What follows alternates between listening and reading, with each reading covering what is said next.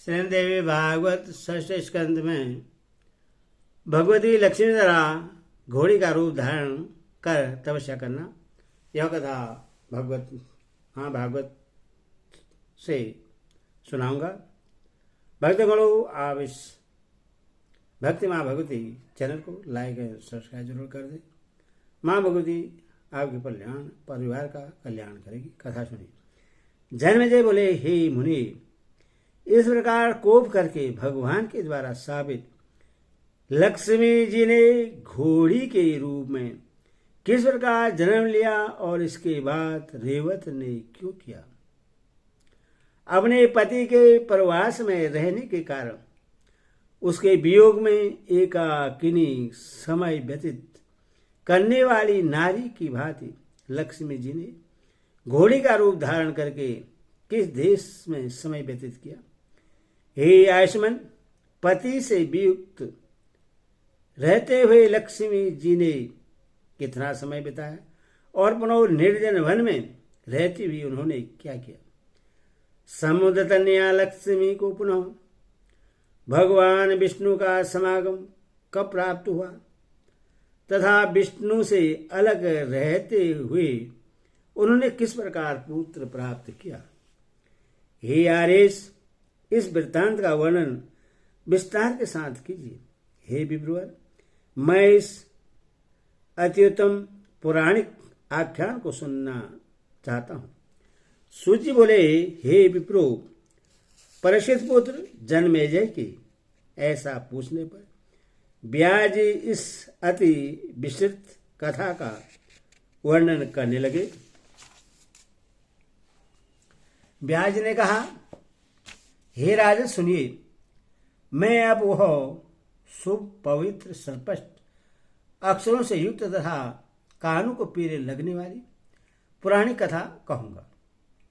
कामनी रमा को विष्णु द्वारा साबित की गई देखकर रेवत भय के कारण जगतपति वासुदेव को दूर से ही प्रणाम करके चले गए। जगन्नाथ विष्णु का यह क्रोध देकर वे तत्काल अपने पिता के पास गए और उन सूर्य से सांप से संबंधित कथा बताई।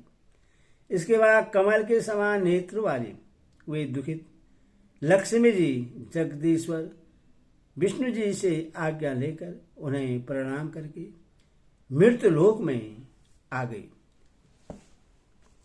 सूर्य की पत्नी ने पूर्व काल में सुपर्णा की उत्तर दिशा में यमुना तमसा नदी के संगम पर सभी मनोरथ पूर्ण करने वाले तथा सुंदर वनु से सुशोभित जिस स्थान पर कठोर तपस्या की थी, वही बड़वा रूप धारणी वे लक्ष्मी जी शीघ्र पहुंच गई। वहां रहकर वे लक्ष्मी जी समस्त कामनाएं पूर्ण करने वाले त्रिशूलधारी चंद्रशेखर 5 मुख वाले 10 भुजा वाले गौरी के शरीर का अर्घ भाग धारण करने वाले कपूर के समान गौर शरीर वाले नीले कंठ के से शोभित 3 नेत्रों वाले व्याघ्र चर्म धारण करने वाले हाथी के चर्म का उत्तरी धारण करने वाले गले में नरमुंडों की माला से मंडित तथा सर्व का यज्ञोपवीत धारण करने वाले महादेव शंकर का एकाग्र मन से ध्यान करने लगी। सागर पुत्री लक्ष्मी जी ने सुंदर घोड़ी का रूप धारण करके उस तीर्थ में अत्यंत कठोर तपस्या की। हे राजन, महादेव शंकर का ध्यान करते करते लक्ष्मी जी के मन में वैराग्य का प्रादुर्भाव हो गया। उस प्रकार उनको तब करते हुए 1000 दिव्य वर्ष बीत गए। तदनंतर प्रश्न होकर त्रिनेत्रधारी भगवान शंकर ने वृक्ष पर सवार होकर पार्वती जैसा उन्हें साक्षात दर्शन दिया।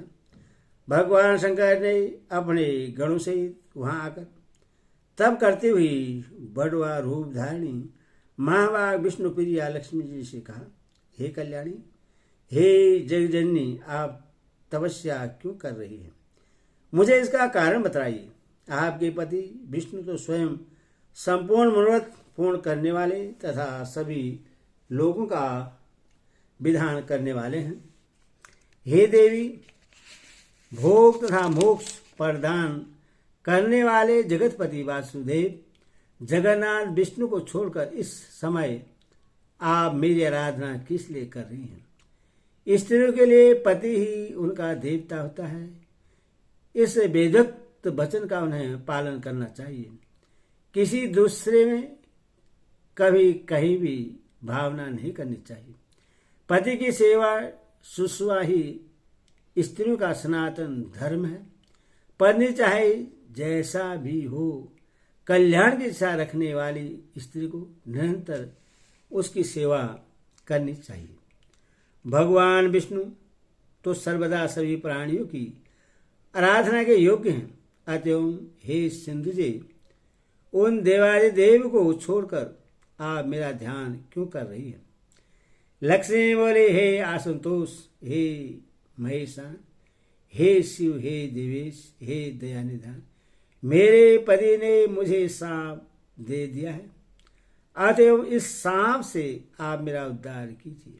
हे शंभु, उस समय मेरे बहुत पूछने पर दयालु भगवान विष्णु ने सांप से मुक्ति का यह उपाय भी बतला दिया था।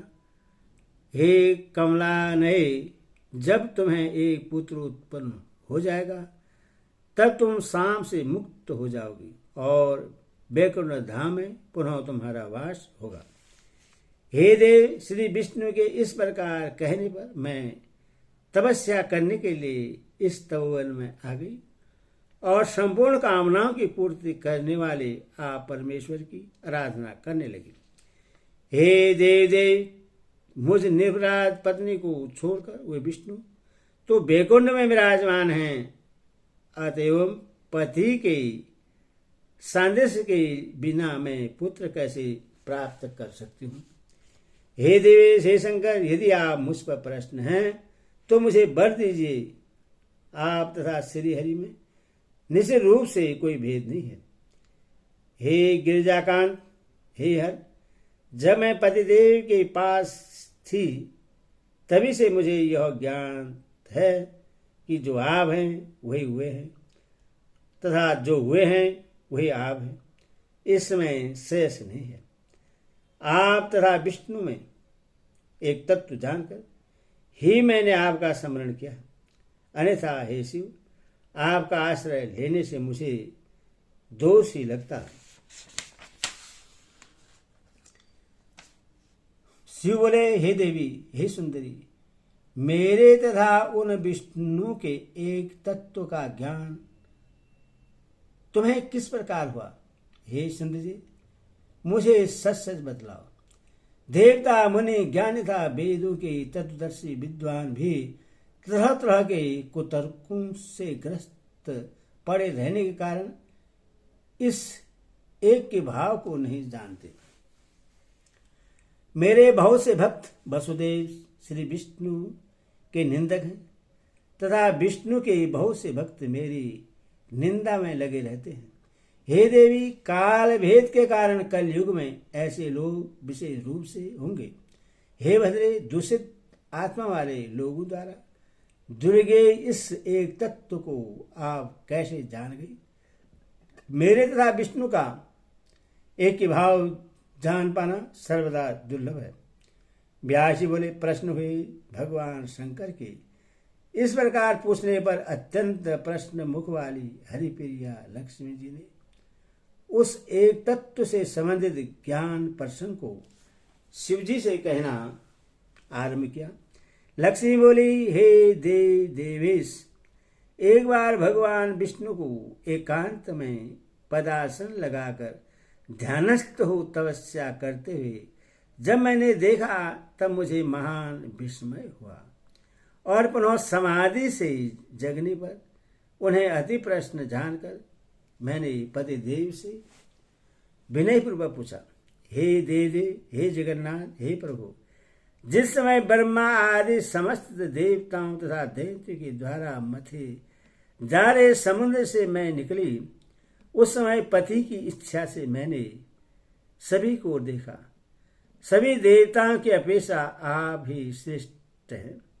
ऐसा निश्चय करके मैंने आपकी ही वर्ण किया था।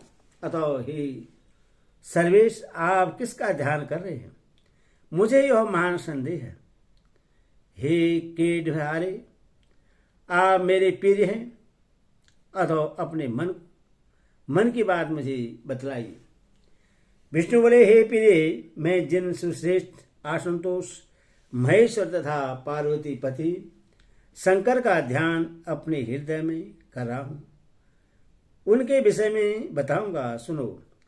असीम पराक्रम संपन्न देवादिदेव भगवान शंकर कभी मेरा ध्यान करते हैं और कभी मैं त्रिपुरासुर के सारक देवी शंकर का ध्यान करने लगता हूँ। शिव का प्रिय प्राण मैं हूँ तथा मेरे प्रिय प्राण वे हैं। इस प्रकार परस्पर अनुरक्त चित्त वाले हम दोनों में कोई अंतर नहीं है। हे विशाल नयने, मेरे जो भक्त भगवान शंकर से द्वेष करते हैं वे निश्चित रूप से नरक में पड़ते हैं। मैं यह सत्य कह रहा हूं। हे गिरिजावल्लभ, एकांत में मेरे पूछने पर सर्वसमर्थ देव भगवान विष्णु ने ऐसा बताया था। अतएव आपको विष्णु का परम प्रिय जानकर मैंने आपका ध्यान किया। हे महेशान, अब जैसे मुझे पति सान्निध्य प्राप्त हो जाए वैसा आप कीजिए। व्यास जी बोले, लक्ष्मी जी का यह वचन सुनकर वाणी विशारद भगवान शंकर ने मधुर वचनों से उन्हें आश्वासन देकर कहा, हे पृथ्वी, धैर्य रखो, मैं तुम्हारी तपस्या से प्रसन्न हूँ। पति से ही तुम्हारा मिलन अवश्य होगा, इसमें संदेह नहीं है। वे भगवान जगदीश्वर मुझसे प्रेरित होकर तुम्हारी कामना पूर्ण करने के लिए अश्व का रूप धारण करके यहीं पर आएंगे। मैं उन मधुसूदन को इस प्रकार प्रेरित करूंगा जिससे वे मतातुर होकर अश्व रूप में तुम्हारे पास आएंगे। हे श्रुषु, उन्हीं नारायण के समान तुम्हें पुत्र उत्पन्न होगा। यह पृथ्वी पर राजा के रूप में प्रतिष्ठित तथा सभी लोगों से नमस्कृत होगा। हे महाभागे, इस प्रकार पुत्र प्राप्त करके तुम उन्हीं के साथ वैकुंठ लोक चली जाओगी और हे देवी, वहां उनकी प्रिया हो जाओगी। आपका वह पुत्र एक वीर इस नाम से लोक में ख्याति प्राप्त करेगा। उसी से पृथ्वी पर हे ये वंश विस्तार को प्राप्त होगा। किंतु मदानंत एवं मदचित होकर तुमने हृदय में सदा विराजमान रहने वाली परमेश्वरी जगदम्बा का भी स्मरण कर दिया है, उसी से तुम्हें ऐसा फल मिला है। अतः हे सिंधु पुत्री, उस दोष के शमन के लिए तुम हृदय में विराजमान रहने वाली परम देवी की शरण में सर्वाध भाव से जाओ। यदि तुम्हारा मन भगवती में लगा होता तो उत्तम घोड़े पर क्यों आता? भगवती पर लगा होता तो उत्तम घोड़े पर क्यों जाता? व्यास जी बोले, इस प्रकार देवी लक्ष्मी को वरदान देकर गिरिजापति भगवान शंकर पार्वती से अंतर ध्यान हो गए। सुंदर अंकों वाली वे लक्ष्मी जी वहीं स्थित रहकर भगवती जगदम्बा के देवासुरु शिरोरत्न मुकुट से घर्षित नखमंडल वाले परम सुंदर चरण कमल का ध्यान करने लगी और अपने पति श्री हरि के अश्वरूप धारण करके आने की प्रतीक्षा करती हुई प्रेम युक्त गदगद वाणी से बार बार उनकी स्तुति करती रही। इति श्रीमद् देवी भागवत महापुराण अष्टादश सहितानां सर्वस्कंदे शिवप्रसादेन लक्ष्मीद्वारं भगवन्यः समाराधन्वन् नामष्टोऽध्याय। हरि ओं तत्सत्।